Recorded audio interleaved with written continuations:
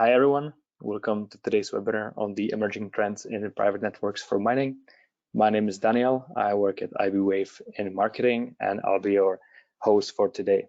I would also like to welcome our speaker, Dean Bubley from Destructive Analysis, and our co-speaker, Milton Malva, who is a sales engineer at IBWave. In the first part, Dean will cover the current challenges and also the new trends in the mining sector.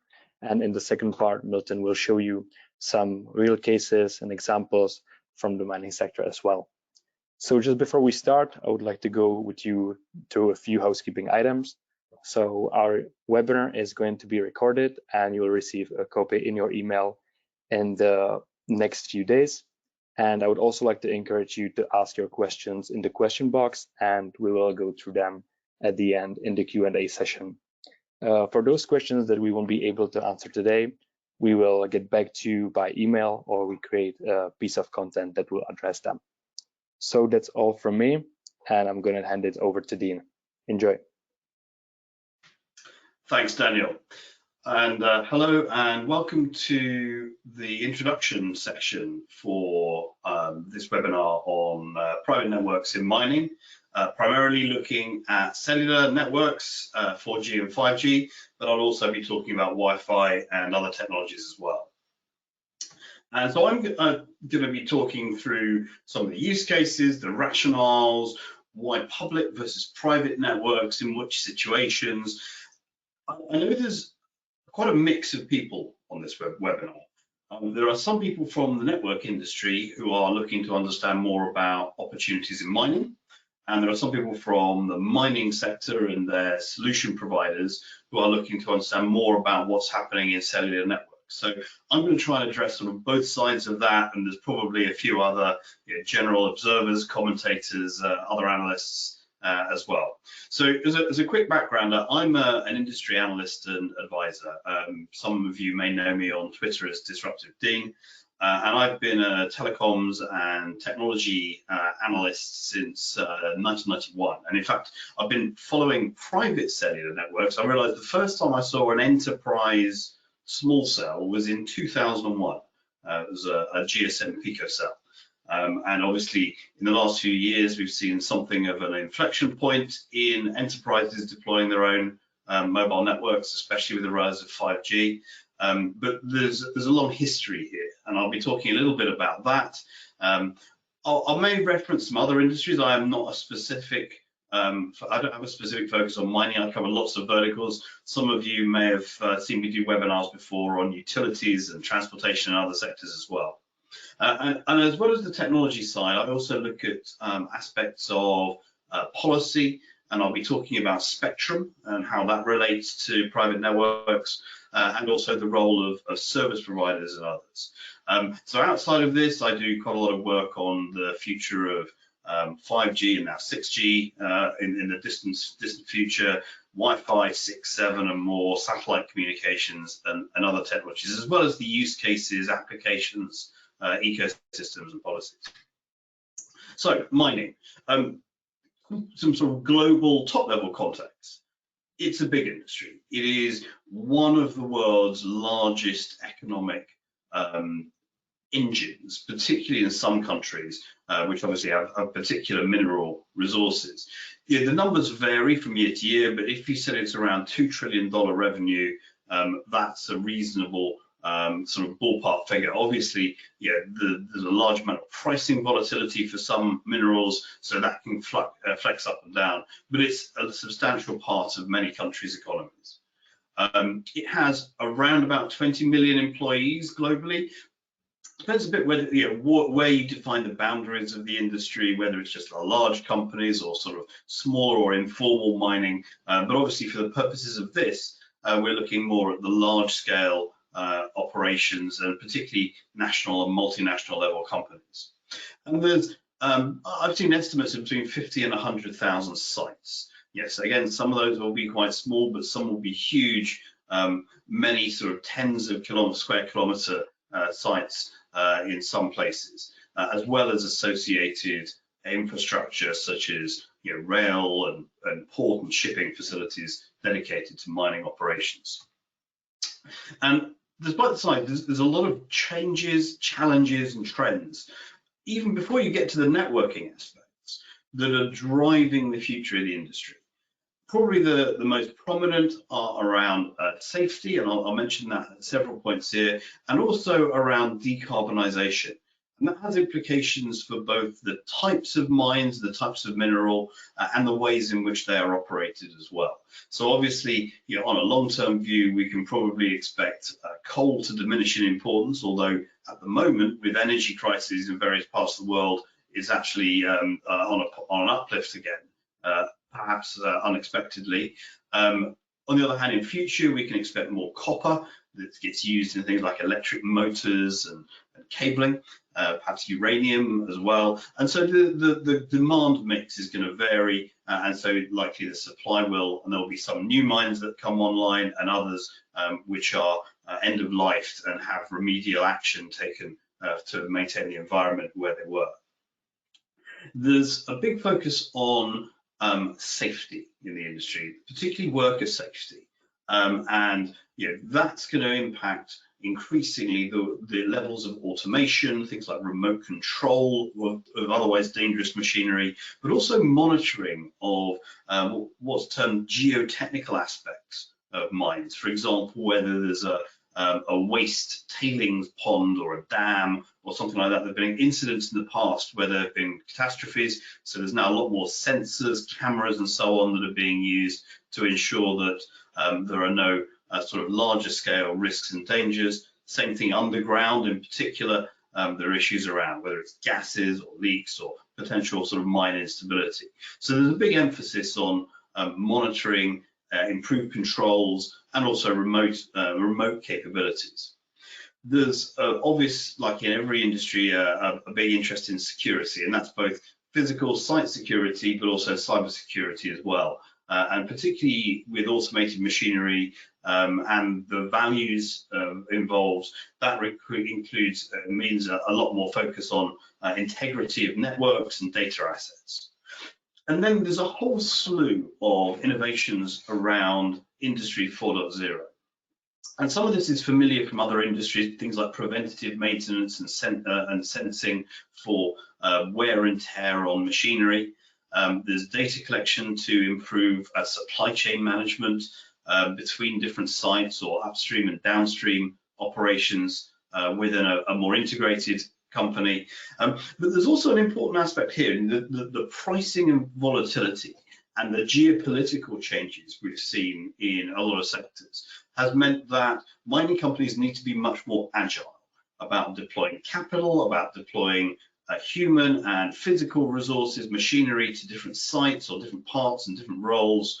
That requires data, it needs situational awareness, and it also needs to have optimization of resource usage. And all of this is very, very data intense. And we can expect, certainly in the larger and more modern mining environments, for data collection and data activity, including in some cases edge computing, to drive demands for networks as well.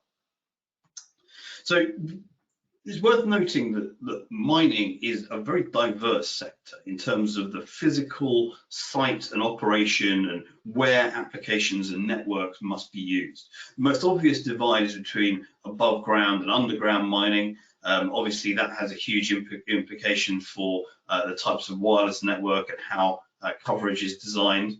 There's some particular challenges around underground, obviously, but even above ground, you have steep-sided pits, which may have lots of shadowing effects, as well as more interest in sort of what spectrum you use to enable dedicated access in the pit without causing interference more broadly.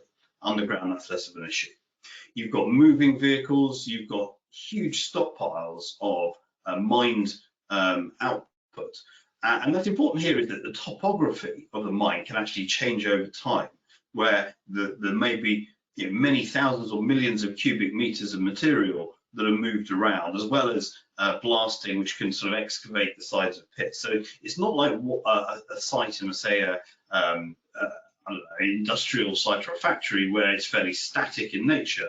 The unpredictability and dynamic environments for mining pose specific challenges for networking, including how you deal with putting fiber in or equipment in, which may need to be moved around.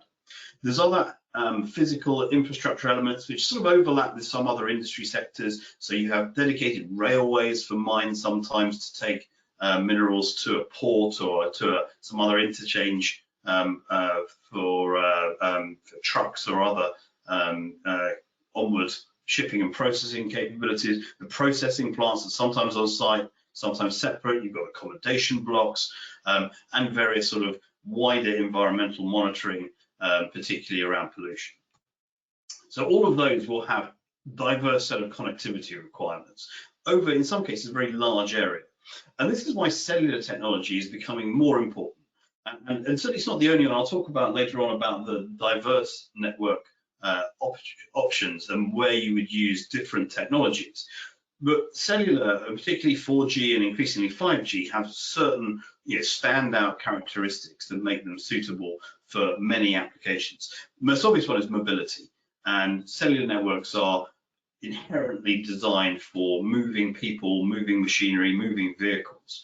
And that aligns with coverage, but also includes the handoff from one cell to the next as well. Coverage is important, and coverage is often determined by the power levels allowed in any given slice of spectrum.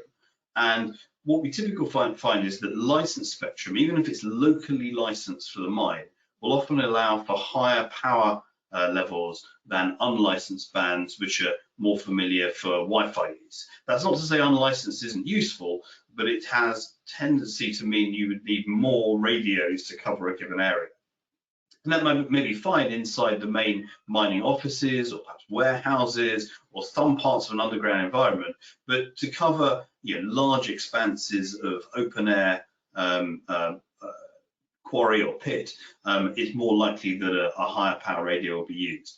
And it's the combination of that coverage with throughput and latency. So some of the low bandwidth UHF and VHF systems for critical voice communications are fine in terms of coverage, but they don't allow for transmission of high definition video, for example, on the uplink, or remote control, which has two-way communications needs for machinery. You might have video one way and control signals the other, which obviously need to be high performance given the inherent risks and values involved. Standardization and vendor ecosystem obviously benefits in the cellular industry. There's a lot of choices of suppliers of both the radio equipment and the modems and other devices, handhelds, could be gateways, could be vehicle mounted equipment.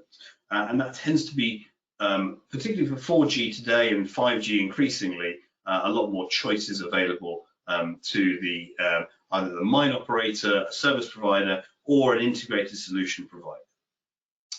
In future, 5G will also have additional enhanced capabilities. The current edition of 5G, which is sometimes called Release 15, has some, but as we see evolution of 5G in the next 3 to 5 years, it will bring in better capabilities for positioning and some more fine-grained control over quality of service, maybe using a technique called network slicing, but there's other mechanisms as well.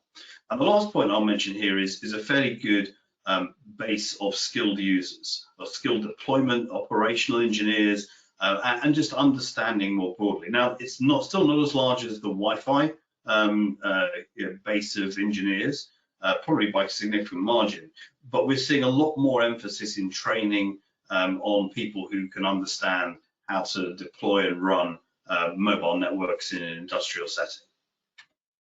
So this chart has some of the use cases. There are many of them. The next slide, I've got a longer list. So if you download the materials after the event, you've got a more detailed look, and there's an ebook which is being published, which goes alongside this as well.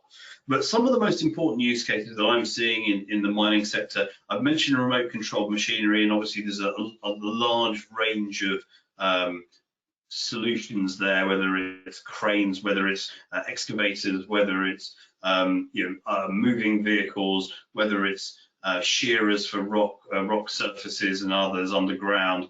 There's a big set of activities here to allow some machines to be used centrally from a control center rather than with a human operator in a vehicle or next to it. And that has offers improvements in productivity, for safety, even worker diversity. It allows for a much broader range of people to be able to operate machinery which they might not be able to do in person on site. There's a lot of emphasis on critical communications and going beyond voice to sort of push to video and see what I see models of critical comms, perhaps also with streaming data on health indicators for a worker, such as heart rate or body temperature and so on. There are some already fully autonomous systems, particularly things like mining trucks, and that allows for 24/7 operation. It also allows for optimized use of throttle and braking and steering, so that things like wear and tear on tires can be minimized, and also fuel consumption of some of these mining trucks can be 400 tons. And the significant energy use actually in the machinery, and over time we could expect that AI and machine learning techniques should optimize the utilization and sort of driving profile to improve the productivity and asset utilization. There's monitors of varying sensors, from motion sensors to perhaps video cameras, which are used both to detect dangers in certain situations or changes in the surface of a rock face or a dam. You've got security cameras also used for perimeter security around the mine, obviously important for all sorts of reasons, as well, from legal compliance to physical security of equipment, of valuable equipment, and of course raw materials as well. There will be certain indoor type use cases. There could be training, it could be the indoor processing systems which will require connectivity. And it's like any industry. There are hundreds, perhaps thousands of use cases. And initially networks will probably be deployed to target one or two, and then over time additional use cases, perhaps with additional coverage, will be added in. I haven't shown on that picture, but there's ventilation management, water management, and a long list, a lot more description in the ebook. Some more comments here, and you will like to see increasing use of things like machine vision in varying guises. That's important because that is very heavily uplink centric, and that would need more data going upstream to the network from the user. I have a model I use when I'm talking about enterprise cellular networks, is to sort of private versus public networks and what makes sense in what locations.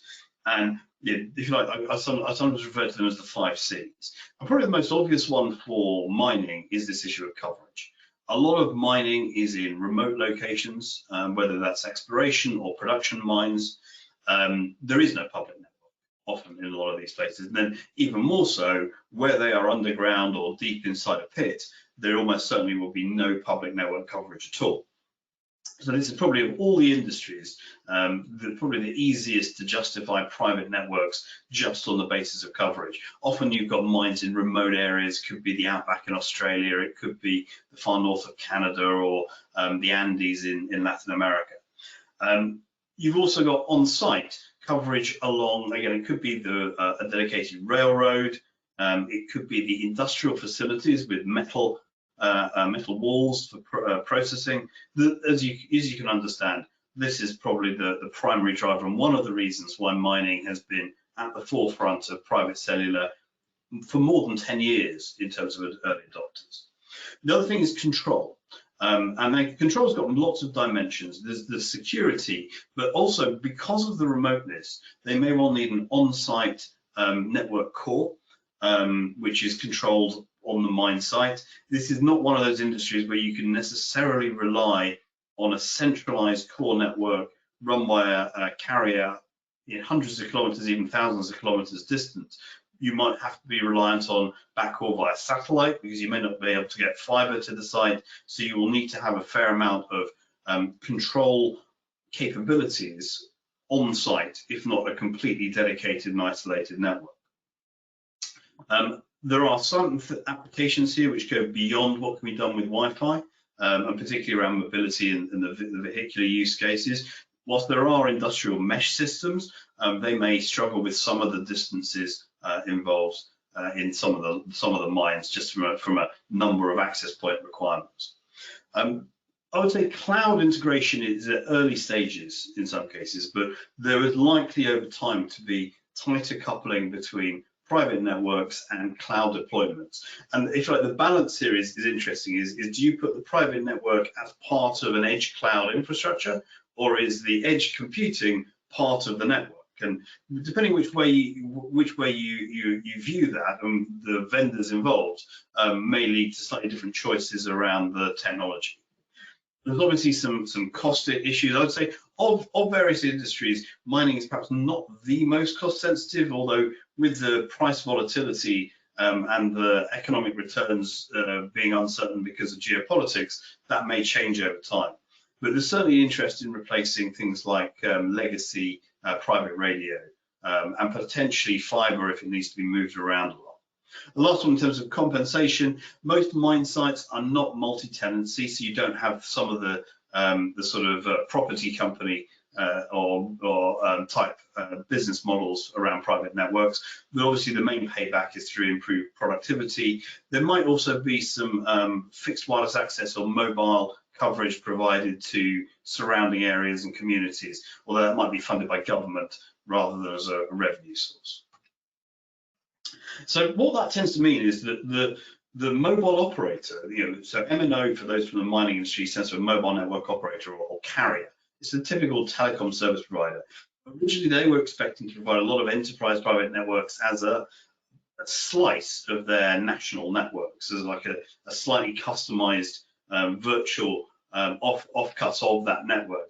I would say in mining that is currently relatively unlikely, and what is more common are models where the enterprise has its own private or dedicated network. Now, in some cases, that will be run by the mining company. In some cases, it will be run by a specialist service provider, and there's a number of mining service providers in different parts of the world. And in some cases, it will be a specialist division of a traditional telecom operator.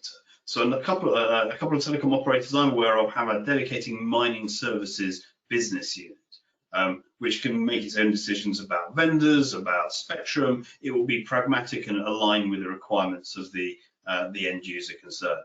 So I think that this is definitely one of the sectors where there is much less debate around public versus private networks. It's likely to be a dedicated infrastructure of some sort, but that may be run by a traditional service provider or a newcomer.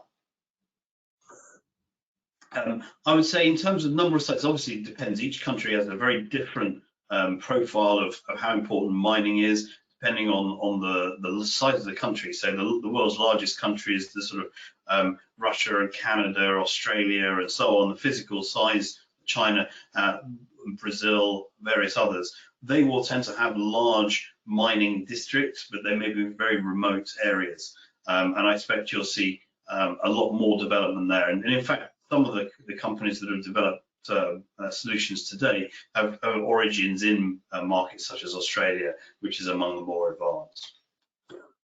This is just a sort of a list of some publicly announced mining projects using private 4G and 5G networks. It's far from being comprehensive. It's difficult to estimate how many mines already have a private network, but I would say some sort of private cellular in maybe 100 to 200 is not an unreasonable estimate, although that might not be for multiple applications in multiple places, and some of those would like to be test beds rather than full production networks.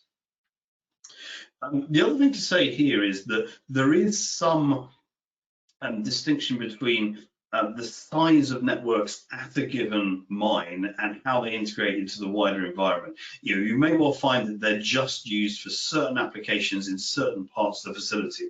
It could be autonomous or remote controlled vehicles. It might be monitoring of a particular dam or public or outdoor area.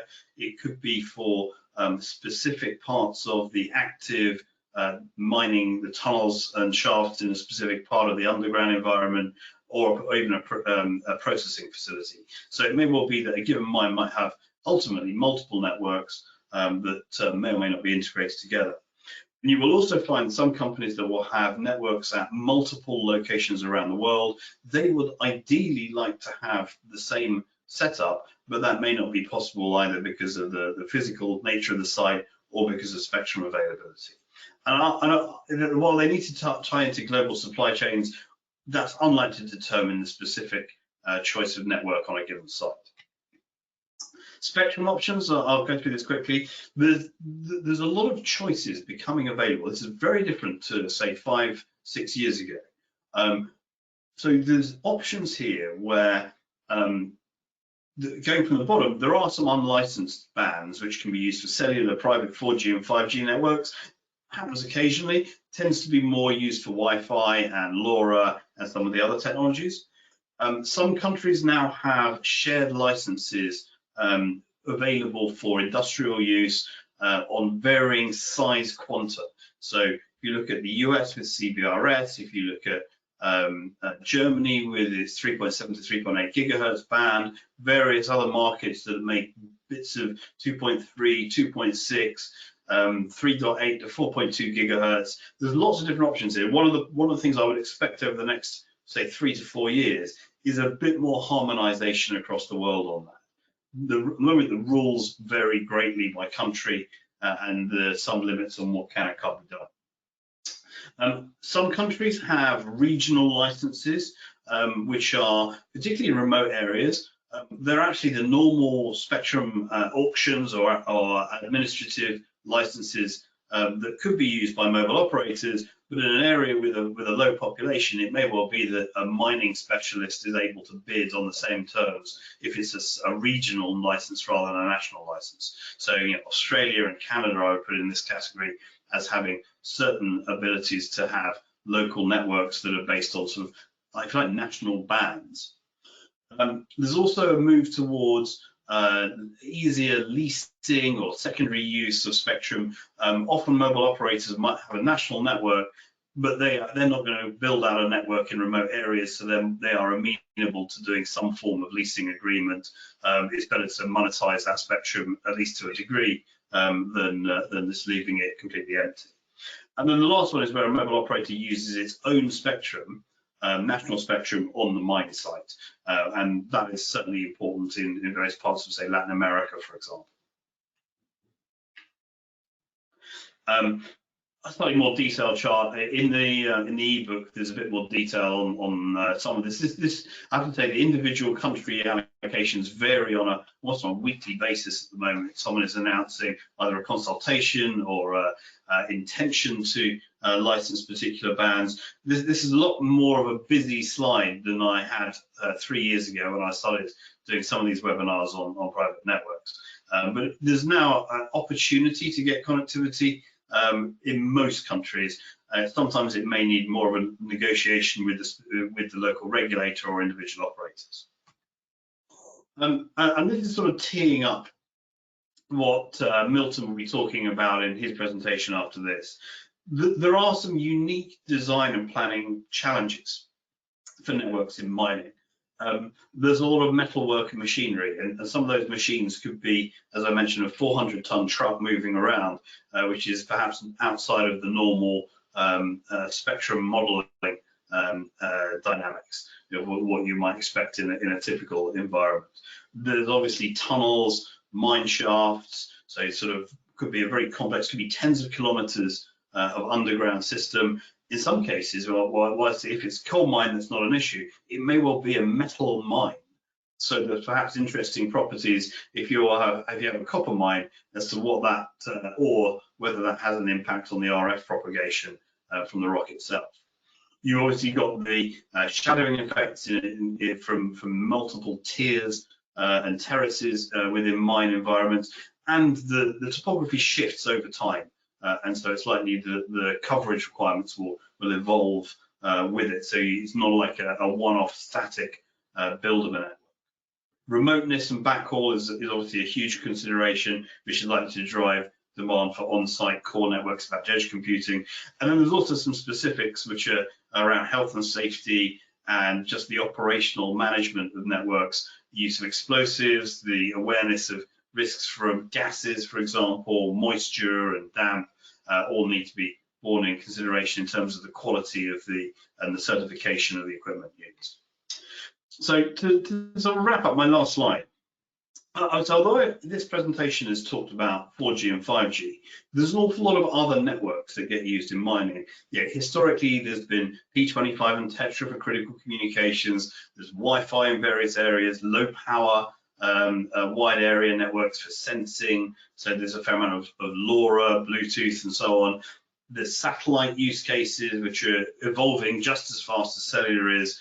And Wi-Fi is also evolving to 6E and 7 as well. So my view is that the future in mining, although there'll be a much more private 4G and 5G, there will also be more of all the others. Now, whether they are converged and integrated is going to be very, very situational. You can't just say, oh, there's going to be one converged network. The realistic future is for a measure of heterogeneity, which also allows for a bit more redundancy as well. I think that the main areas for private 4G and 5G, as I've discussed, are particularly around industrial operational technology, OT, moving IoT, moving systems, and also things like remote control, as well as local voice and video critical communications. And as I say, there will be a lot of other technologies involved as well. But I'd say, for me, this is one of the most obvious and not just early adopter, but ongoing adopter of private cellular, particularly dedicated networks of all industries. Particularly the remoteness and the dangers of that are hugely amenable to the types of technology I've discussed here. So that's me, that's my section done. If you want to get in contact with me, LinkedIn or Twitter, I've just set up a post news account as well. Details are there. Feel free to reach out with me. Otherwise, I'll pass back to Daniel and to Milton, who's the next speaker. Thank you, and I'll be around for Q&A.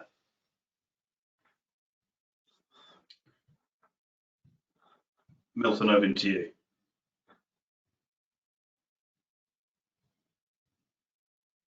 Thank you, Dim.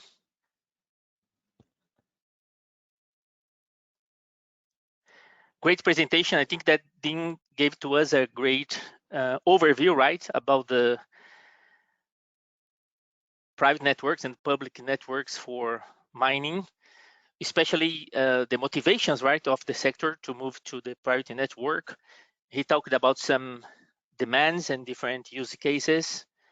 And now I will talk about the IBA solutions for mining environments. And because if you look in the past or some years ago, right, telecommunications were just a support for the mining environments. But today, these are very important. It's very important for the business, right? And Dean presented a lot of motivations and why you have this is the necessity to have more focus, right, in the telecommunications. But he presented some challenges, right, that we have in the mine environments, and we will talk about some of these challenges and how the IBWave solutions can help to perform the best wireless designs, right? If we do a very executive summary about the big challenges, we can see three most important ones, right? And the mine environments is constantly changing, right? For RF propagation and for wireless designs, this is a big problem, right? And if you want to do a design using a traditional site walks or measurements approach, we'll have a problem as well, because site walks are very dangerous in the mining environments. Is a costly solution, and we can add delays for mining operations. And as Dean mentioned before, when we talk about delays in mine operations, we are talking about huge numbers, right? Not only production, but any delay will impact in the ingress of the mining companies, right?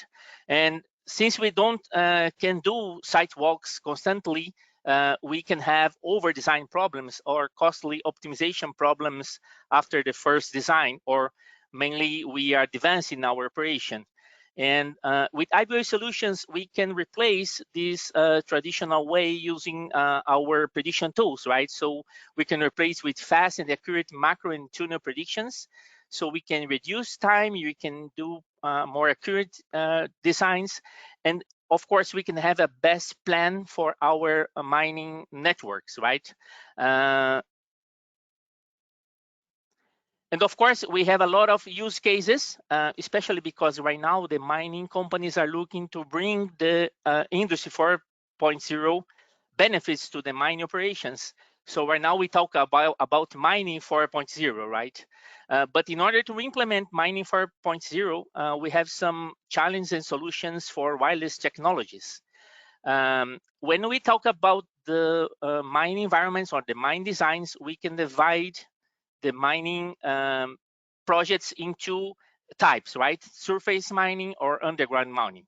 Of course, we have some subcategories inside each one, but basically in both of them, we have a big problem in the environment, right? Sometimes the environment change every time, sometimes in a week basis, sometimes in a monthly basis. And as Ding mentioned before, we have some problems regarding the reflections, the materials, the metal, right? And even the materials of the mine will be different, right? Because we have different materials in our exploration. So we have different materials and different characteristics, right? That will impact in our wireless propagation. And of course, when the mining companies are looking for mining 5.0, basically they are looking to increase productivity, right? Increase the security much more. And of course, right now they are talking about sustainability as well.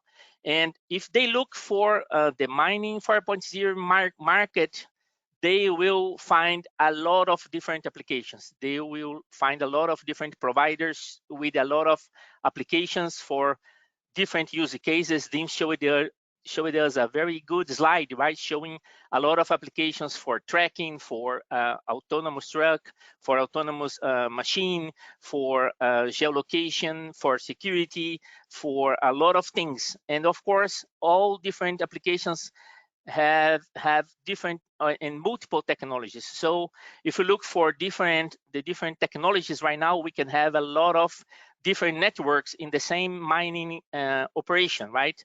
Since our legacy public safety technologies, P25, UHF, Tetra, but right now we have a lot of new applications in Wi-Fi, 4G, 5G, LoRa, and much more applications, right? And much more technologies, since the most complex ones up to some just sensory ones, right? And IBOA solutions can help very well, because we with IBOA solutions, any aircraft engineer can model can model any type of mine, surface mine or underground mine, and we have specific tools for each one, right? So we have a tool called IBOA Reach. With IBOA Reach, we can do any surface mine design, so we can model the surface mine environment and perform the entire design. For underground mines, we have another tool. We have IBOA Design. In IBOA Design, we can create the detailed 3D modeling of the mining, of the tunnels, of everything, and then we can do the design. And we have a tool called IBOA Mobile Survey that, with iMobile Survey, we can do the detailed digital site survey, and we can perform measurements, Wi-Fi and cellular measurements as well. So we can use to validate the design. We can use in a pre-design phase, in a post-design phase. So we have the complete solution for the entire life cycle of the wireless projects, right? And why we have two different tools for the design, surface or underground designs, because we are talking about different environments. So we have different inputs in order to recreate in the tool our environment in order to perform the prediction calculations, right? So in order to show you some examples, I have some use cases here, and basically I will show in a fast video how we can create a design, how we can create the analysis and everything. And let's start with the underground mine. So in this first case, we have a typical design in an underground mine. We have two technologies using radiating cables and the Wi-Fi solution. So basically, we are looking for IBA design tool, and here we can create our 3D modeling, importing the AutoCAD file, and then we can create the 3D modeling of the minings. You can see in detail the tunnels and all different areas of the mine. And let me just advance a little bit. So in the 3D view, we can see the detailed 3D modeling. We can see, we can model the walls, we can model the different surface, and we can define different materials, right?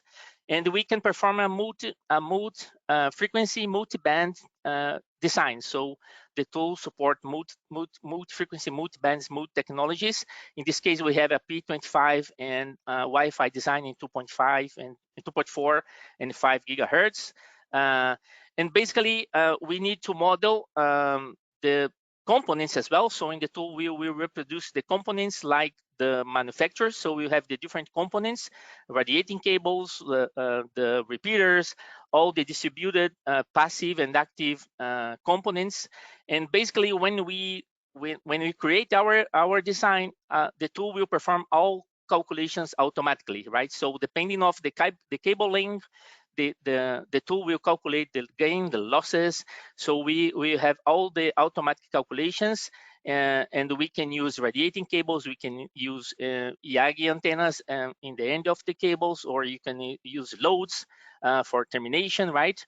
And the idea is to perform the complete design, not only for the propagation analysis, but in order to have the complete bill of materials in the end. And after create our 3D modeling and create our distribution system or our Wi-Fi system, we just need to select different output maps. And based in the 3D modeling, the tool will calculate all necessary analysis. We'll have the output maps result with different colors. You can adjust the colors. You can see the results. You can see the result in general, or we can see the results along the tunnel. You can validate the propagation and the coverage results. You can define the next position of the next repeater, so you can perform the entire design. In this case, for the radiating cable, you can see the predictions in 3D as well. You can see the results of the map, and you can see here, for example, the components in the 3D. So if we see the components, we can validate the components heights. We can validate the entire solution in our 3D. And if you go to the production area, in the production area, we have a Wi-Fi solution. Some years ago, basically the mining companies were using Wi-Fi solutions for remote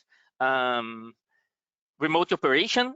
Right now they are replacing the Wi-Fi for LTE, right? But in this case, for Wi-Fi, you can see that we can perform not only the coverage maps, but we can see the maximum kill data rate. So we can do the quality maps, output maps as well. We can see the throughput. We can validate the throughput in downlink and uplink. And here we have 2.4 and 5 gigahertz. The 5 gigahertz is already in Wi-Fi 6, right? The tool is already ready for Wi-Fi 6. You can do designs for 6 gigahertz as well. And we have the frequencies for cellular up to millimeter waves as well. In the 3D, you can validate all components positioning, heights. So the idea is to have the detailed design in order to avoid any other problem after the design.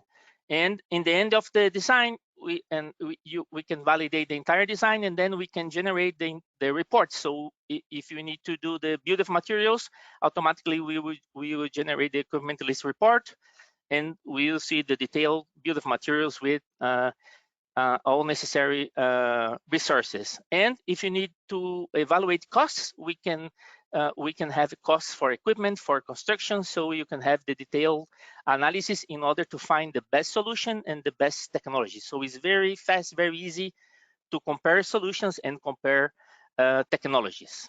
Oops, sorry. The next one is the surface mining. So in this case, we have autonomous truck use case. Now we are looking for IBWave Reach. IBWave Reach is our solution for surface mining. So in this case, in order to reproduce in the tool our RAF environment or our mining environment, we need to work with geodata database, right? So we need to import some geodata information. The geodata we can have in different formats, right? We can buy for geodata, we can use free geodata, but in the mining cases, basically the mining companies already have some elevation database information. So they have some elevation file containing the information of the terrain, right? Because they need to do some topology analysis, they need to do some analysis up to create the mining plan, right? In this case, we can import this information that the mining companies already have. So in this case, you are looking for a mining file with the elevation, terrain elevation. In this case, we have a 1 meter resolution. There's a huge resolution, right, for digital terrain information. And basically, we can import this information coming from the mining company in order to convert this mining, this vector information in order to create our DTM, our digital terrain model. And then we can create in the tool our digital terrain. And based in this digital terrain, we can import another geodata information if you have, right? Clutters, polygons, digital buildings, or any other information. And then in this case, we just need to create the information about our network, right? The tower geolocations, define the number of sectors, azimuth, heights, down tilt. We can import use different types of antennas, and then based in this information, the tool will perform the calculations and the output maps. And then we can see coverage output map for LTE. We can see the results. We can define the colors like we did in the IBWave design. And here in IBWave Reach, we are looking for a typical case, right? For the autonomous truck, we are talking about connectivity, right? In autonomous truck network, we need to maintain the connectivity 100% of the time. And basically, one of the problems that we have when we advance in our operation, we have different levels in our mining operation, right? And mainly we are going down, we can have some coverage problems. We can have some coverage, some shadows of coverage, like we can see here in the blue area, we have levels of RSRP below 120, 110, right? So we start to have some connectivity problems in that area. In order to solve this problem, the mines companies normally use a mobile site, right? And then we can see here the mobile site. I call it site M. So basically, one of the problems that they have is they don't can install the site, the mobile site anywhere, right? They have very specific areas where they can place the mobile site, and so they need to define where and how are the best settings for the mobile site. And with the tool, it's very easy to place the site and run the output map again and see if we can solve the problem or the shadow problem or not, right?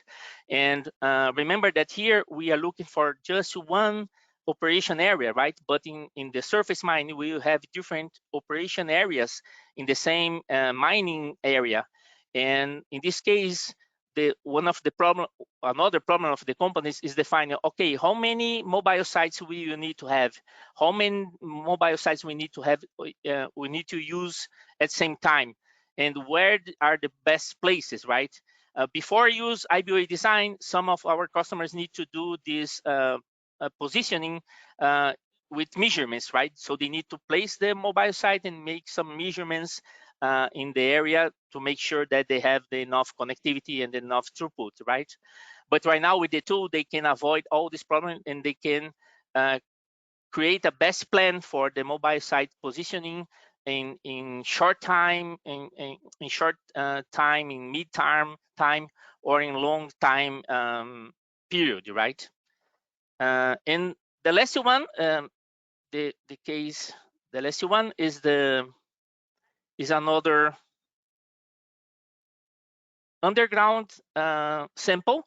In this case, we have a small cell design, and I just want to show this last one because the first one is an underground sample, but for a flat mine, right? Or the mine had just one level, right? But if you have a multiple level mine, we don't have any problem. We can model any type of mine in IBWave design, any type of mine in IBWave reach. In this case, in the underground, I just need to model our mine in different levels. So for each level, we can define different heights. We can define specific materials.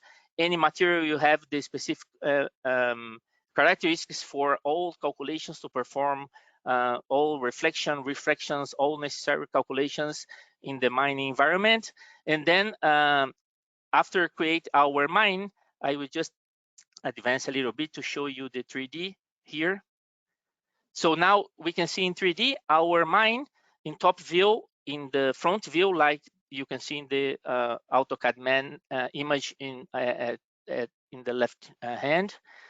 And then you can create the output maps for each level. You can place the small cells. You can find the best placement. You can define all characteristics of the small cell, power, azimuth, positioning, down tilt, and then you can create the entire design. Here we can run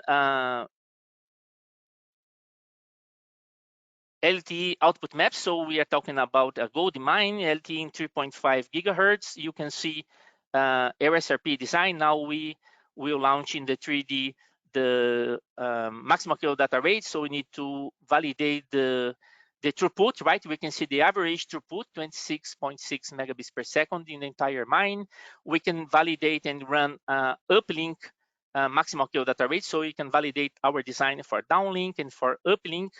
And we can perform any type of underground mine as well. If we go through some conclusions, right, talking about our project goals, basically we have a lot of project goals in our wireless network. Independent of our technology, right, we are looking for different KPIs. And with IBWave solutions, we can attain all necessary challenges, right? You could see that we can model any type of environment. We can apply all changes that we have, and we can do new analysis. We will have a very good accuracy because our propagation models are very recognized in the entire market. We can calibrate the prediction models as well, and we can perform any type of design in multi-technologies band and frequency, any type of analysis, coverage, quality, and capacity. And of course, since we have one mine and one design, we can create a different type of analysis in different technologies, so we can compare solutions. So if you have different applications running different technologies, we can find the best cost-beneficiary ratio for our private network, right? We can define what is the best resource optimization for our design. And of course, we can generate all reports and all automatic calculations. So the design is very fast, and we can validate everything very fast and with very accuracy. The key benefits, so we can have a lot of time saving, and we can model any type of environment. We'll have a greater quality design because we can create multi-band, multi-frequency, and multi-technology design. You could see that we can generate any type of output map. And of course, we are ready for the future, right? If we have today our design in Wi-Fi or in 4G, if I need to plan the future of our mine operation, I need to plan for 5G, for 6G, I already have my design, right? I just need to do new studies, new analysis, and I can perform new analysis, and I can plan my investments for my private network for the future and for new technologies. I will back to you, Daniel. Thank you, guys. All right. Thank you, Milton and Dean. That was an excellent presentation. I just want to mention the IBWave training and courses for those who want to develop their wireless network design knowledge. So we have in-class and virtual class training available at store.ibwave.com/certification program. And we have a virtual class coming up very soon. It's in January 17th to 19th. You can access it at store.ibwave.com, the link you see below, and learn more and possibly purchase the training. We have also online training with modules, standalone courses, and free courses. You can access it at community.ibwave.com. That's our Wave Runners platform. And we have a new course coming up very soon in early 2023, and that's for private networks. So definitely keep an eye on that, and you can get notified once this course is available. And now we can go to your questions. So I'll just read it out loud and then let Dean or Milton to respond to it. So the first question is from Andre. He's asking, in 3D design, heights of shafts will be different, correct?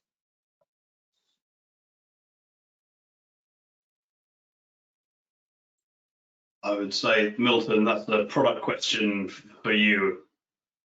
Yeah, can you repeat, please, Daniel? Sure. So in 3D design, heights of shafts will be different. Is that correct? Yes, could be different. Yeah, no problem. Okay, perfect. The next question also from Andre. IBWave Reach is the same as InfoVista Planet. Is that correct? Yes. In fact, we some years ago we signed a commercial and technical agreement with InfoVista, so they are partners of IBWave, and they developed IBWave Reach over the Planet engine, right? So basically, is over the Planet engines, but we have they created IBWave Reach with some asks, IBWave asks, but the answer is yes, is based in the Planet engine, yes. All right, thank you. The next question is, how many reflections are considered in IBWave? Oh, you can consider all reflections, right? Because talking about the surface mine, underground mine, for example, our propagation model is the fast ray tracing. The fast ray tracing taking account the reflections, right? So you can, especially for tunnels, you have the effect or the waveguide effect that we have in the tunnels. You will see very well in the tool. So we developed phase ray tracing is our own propagation model, right? So IBWave is proprietary, and yes, you can take in account all reflections. All right. So next question is from Emil. He's asking, how deep is the underground tunnel for gold mine case? Ooh, I don't have exactly the how deep it is, but as Dean mentioned before, right? In today we have a lot of mines, and we can have tens of kilometers of underground mines, right? And we have some samples and some customers that already model very long tunnels and deep tunnels in IBWave design. Yes. Okay. This is Dave. I mean, just in terms of the case studies I've seen about private networks in mines, I think people have mentioned ones which are sort of kilometre more. I'm not sure if they're gold mines or others in terms of depth, but yeah, to be honest, I guess the main distinction is what the transport down the shaft is going to be, which I would imagine in most cases is, and Milton, you've probably got a view on this. It's probably fibre on the vertical, I would have thought, and then wireless on the horizontal. But Milton, you've probably got more of a view on that than I do.